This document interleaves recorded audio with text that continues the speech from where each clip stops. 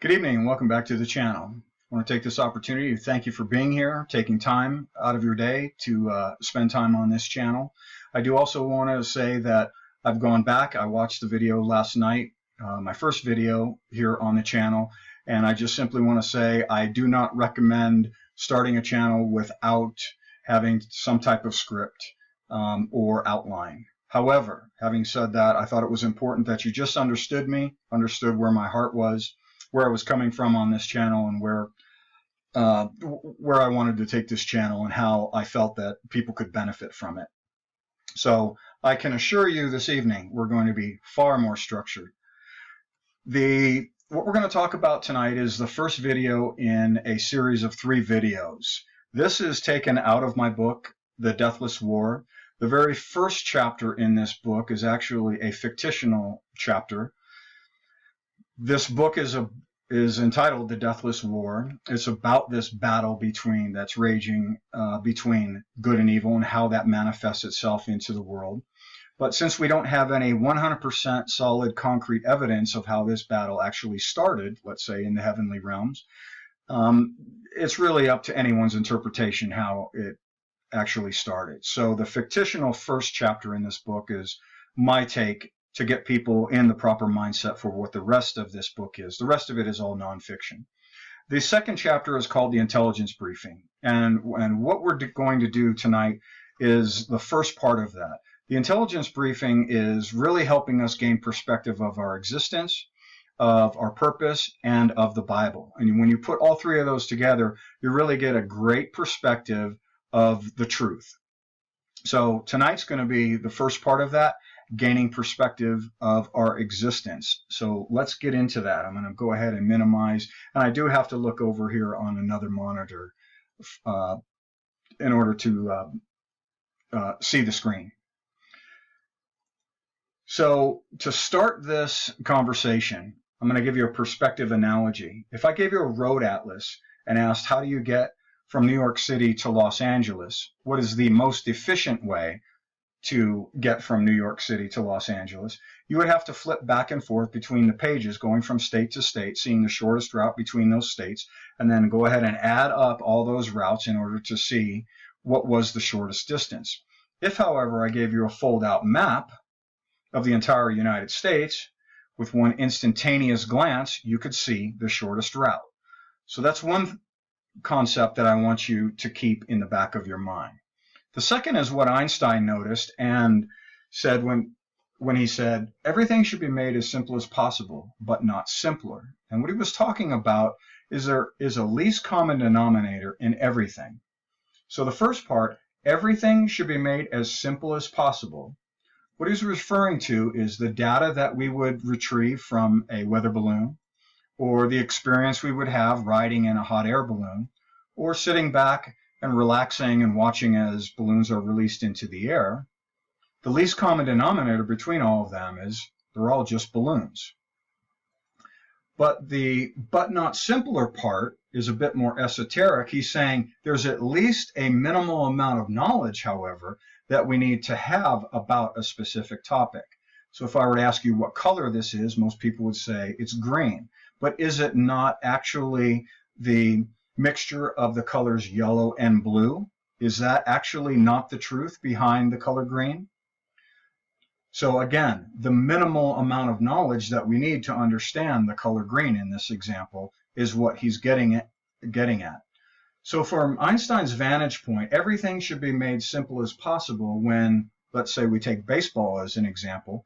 If we remove the players, the fans, the stadiums, what do we have left? We have nothing to talk about. So there must, but not simpler means there at least a minimal amount of information that we need. That minimal amount of information are at least the rules and regulations of baseball. This is Einstein's baseline perspective. So now with those 2 in mind, let's get into gaining perspective of our existence.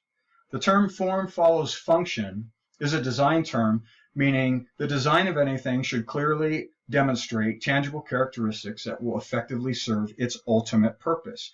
This is easy to see in nature. Fish have fins in order to swim through the water. Birds have wings to fly through the air. Some animals have antlers for protection. Trees have leaves to produce oxygen through photosynthesis. Examples of form follows function with humans through invention, again, are very simple and easy to understand. Boats, planes, but the most easiest to understand concept are the wheels on your car. They are round because that round form follows the function of providing a smooth ride when you're driving down the street. So what about humans? Let's take these concepts into humans. In a dual design is the step one to this process, where we need to start recognizing we do have a dual design. We have a physical body combined with mental consciousness, but that does not equate to 100% of our complete existence. Actually, it's only a very small fraction of our total makeup. So here's an analogy to help you wrap your mind around this. Every single day we get emails. And when we get those emails, we read the content of those emails. And on some of those emails, we want to print out those contents so that we have a physical copy in hand. I want you to think of the physical copy out of the printout of the email as your physical form here on Earth. The dimensional form of the email that you cannot touch because it exists in electronic medium on your monitor or on your phone, that is another part of you. So this starts revealing the dual design that we have. The important thing to remember is that there's really only one email. Both of them say exactly the same thing. They just exist in two different mediums. So continuing this dual design discussion further, if we now add people that have near-death experiences, tens of thousands, most are never reported, but there are some cases where people have written books or there's movies that start talking about this dimensional side of us, spiritual side, something else beyond our physical dimension. And many of these are reported. The book To Heaven and Back by Dr. Neal is actually quite fascinating. And when she talks about her experience, she actually talks about this peeling away of her consciousness from her physical body. It's a quite fascinating read. Again, Proof of Heaven. These are all very amazing accounts. But not all of these accounts are pleasant. In Bill Weiss's description of what happened to him in 23 Minutes in Hell, it was very, very painful. But compelling factors that start to support this dual design theory is it is highly unlikely that accounts of tens of thousands is some act of collusion. If a grand conspiracy, however, is the intent, why reduce their accounts to just one of two diametrically opposed pleasant or painful experiences? Where are all the accounts of becoming another person or an animal? Or where are the accounts of traveling to distant galaxies and becoming or meeting alien life forms? Were the accounts of nothing? Actually, many atheists, when they have this experience, are no longer atheists. With tens of thousands of these accounts, why are so few documented? I think this happens far more regularly than most people think about. And also consider separation of these individuals occurs on countless levels, such as language, race, geography, philosophy, religious beliefs, cultural differences, and of course time. So when we start wrapping our minds around this, common sense really leans towards an absence of collusion. But regardless whether we choose to believe them or not via our free will, what this begins to establish is that the form follows function principle as it relates to humans could very well exist in this dual design configuration. So let's start with a loose algebraic expression to start understanding this a little bit better. If we take the email in paper form and we add that to the email in electronic form, that's the same thing as our physical form plus our dimensional form. We have both a physical and dimensional form that are existing under one roof of consciousness. When physically alive, obviously our thoughts attach or relate to that form. But upon the expiration of our physical form, near-death experience survivors explain that our mental capacity instantaneously transfers to our dimensional form. Interesting to note is that near-death experience survivors are a testament that consciousness flows both ways, both from the physical realm to the dimensional realm, and from the dimensional realm to the physical realm. This will be very important to remember in future lectures. But there's absolutely no way to gain perspective of our existence without adding the element of time. For humans, time is equally as important as oxygen. But what we need to do in order to wrap our minds around this is shrink down time to an understandable scale. So what we're going to do is we're going to shrink time down to 100 years will equal 1 inch on a scale or on a tape measure. So if we pull that tape measure out 1 foot, that equates to 1200 years. That brings us back to 800 AD or the early Middle Ages. 10 feet goes back 12,000 years. That brings us back to 10,000 BC or the end of the last ice age. 100 feet equates to 120,000 years, and that's when some people believe Homo sapiens started to emerge on Earth. This is a topic for a whole series of other videos that we'll get into later.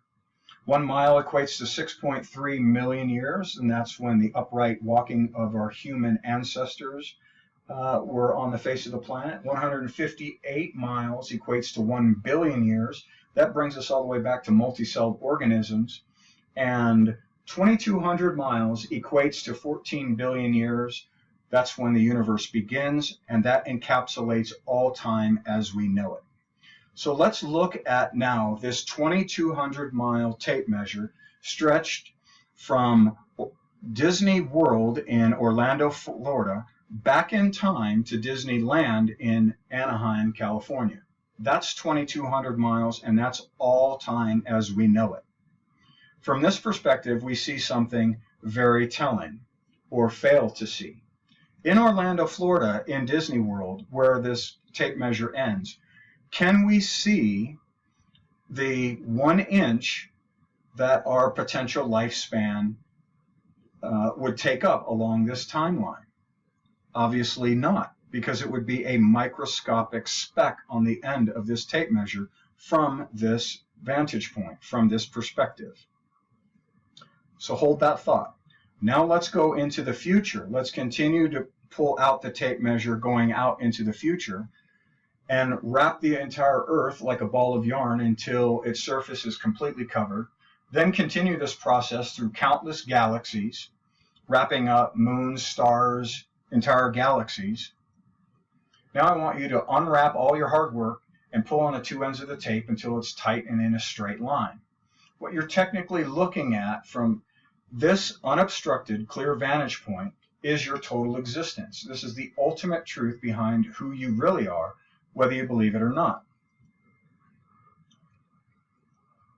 Think about this line segment as just an array.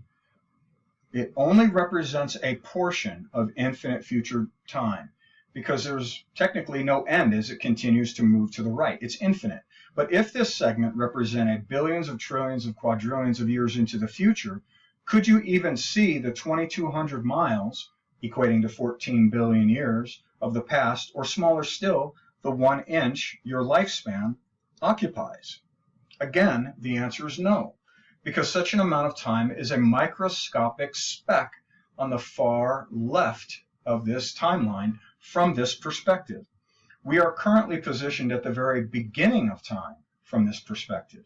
In fact, we're so far left on the beginning of time, of this endless timeline, that our physical form is technically negligible compared to our total existence. Dare I say, time as we know it, the past 14 billion years or 2,200 miles, is again completely negligible from this perspective.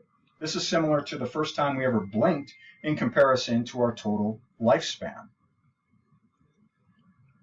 With this in mind, if we represent our physical form to dimensional form as a ratio, we gain a much better perspective of our total existence. Since each of us will live a different length of time, we will assign 1 to our physical form and infinity to our dimensional form, yielding a 1 to infinity ratio.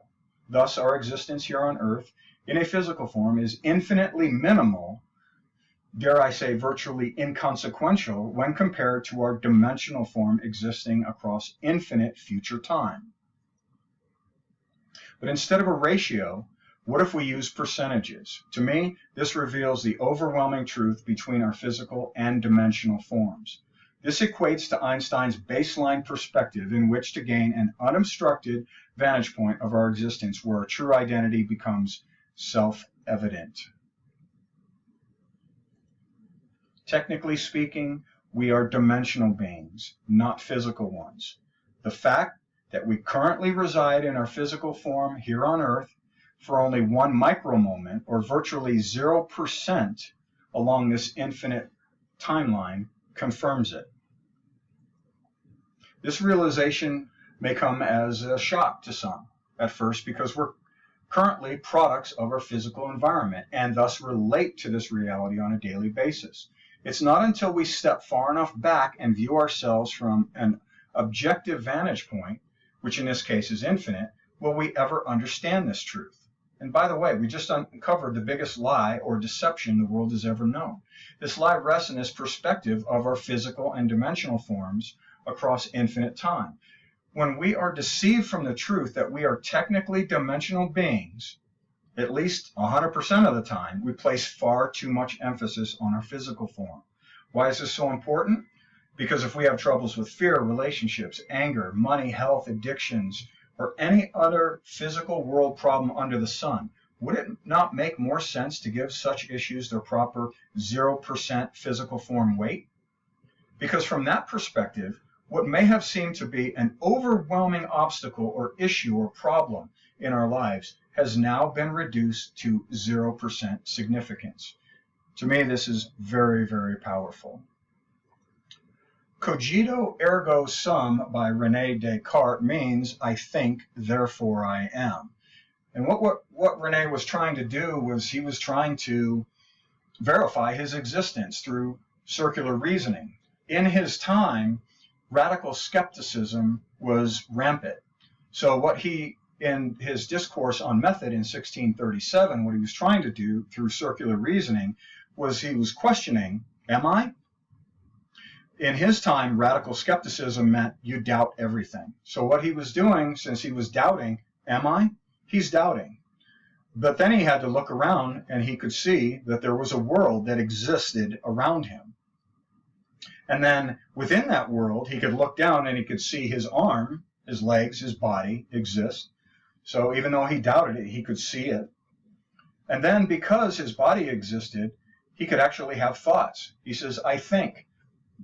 And that's how his circular reasoning came back full circle to say, I think, therefore I am. Because doubt itself is a thought. He would then be able to reverse this. I am, and I can feel confident because of it, because I'm thinking. And I'm thinking because my body exists. And my body exists because there's a world that exists to contain my body. So there's obviously no doubt. I am. That was his circular reasoning. So now what if we put the two together? Descartes' existence method and experiences near-death experience survivors have. If we put the two together, right, that adds a whole different element to it. Now if we go back to the form verification of our physical form, we can prove this, right? We are because we're thinking, and our form exists, our bodies exist. We can verify this right now. And we know that our world exists to contain our bodies. There's no doubt that we are. In the dimensional side of the equation, they were because they were thinking. They had thoughts that they brought back from the dimensional realm.